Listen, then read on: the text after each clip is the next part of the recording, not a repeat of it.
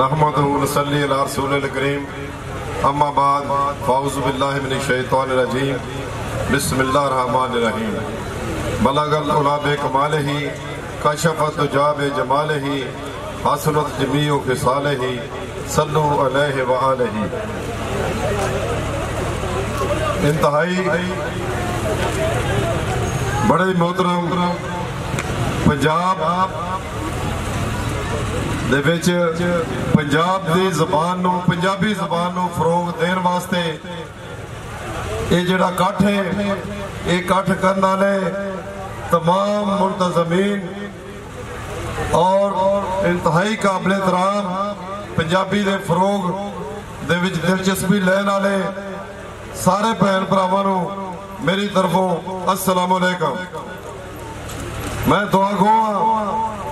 कि पंजाबी जबान बड़ी मिठी जबान है ते पंजाब दा नाम ही बड़ा मजबूत है ते जब पंजाबी च बोलिए तो होर मजबूत हो जाता है। सीधी जी गल है इंग्लिश उर्दू पंजाबी मिला के बोलने की कोशिश की जाती है लेकिन पर मामला रह जाता है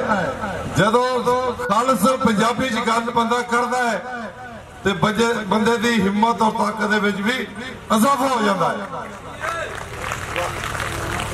ते मैं सारे साथियों को कहूँगा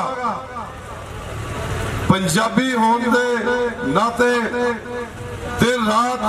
मेहनत करने का नतीजा है। हुकूमत भावे किसी भी जमात की सी एपका पाकिस्तान और एपका पंजाब के प्लेटफॉर्म तो रात दिन कम किया मेहनत की तड़ले मेहनत की किसी हुक्मरान तो नहीं डरे किसी ब्यूरोक्रेट तो नहीं डरे ते पूरे पंजाब और पूरे पाकिस्तान के सरकारी मुलाजमों वास्ते स्केल बढ़ाना है अपग्रेडेशन करा ली टाइम स्केल प्रमोशन लै दी दरामद इजाफा वो लै दिता